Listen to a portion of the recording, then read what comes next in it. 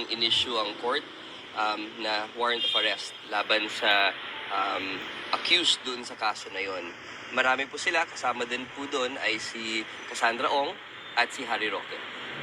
Yung kay Cassandra Ong, sir, sabi po na Atty. Topacio, yung legal counsel niya, hindi po niya ma-confirm kung nandito sa Philippines si Cassandra Ong.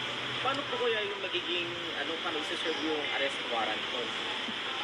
Well, for persons who are not in the Philippines, we have to obtain jurisdiction over the person. Ibig po sabihin, kailangan po natin dalhin ang tao mismo doon sa korte. That is the only time na magkaroon ng jurisdiction ang court over the person. And that is the only time na pwede magsimula ang court doon sa trial niya.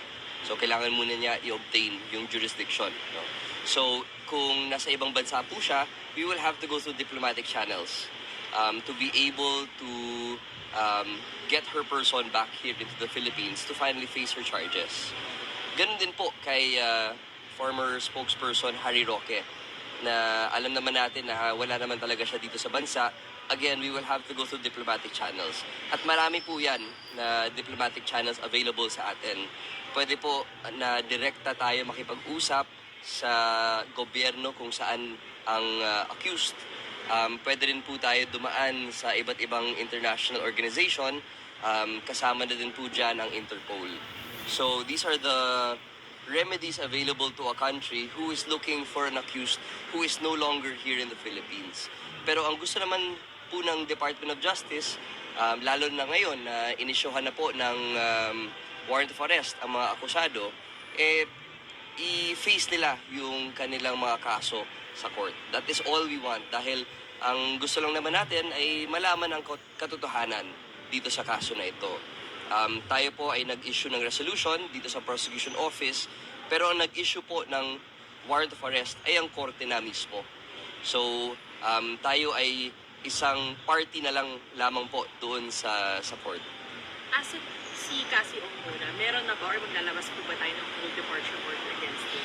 I have no information with regards to the application of the prosecution, no? Pero that is a remedy available to the prosecution to ask the court for a whole departure order.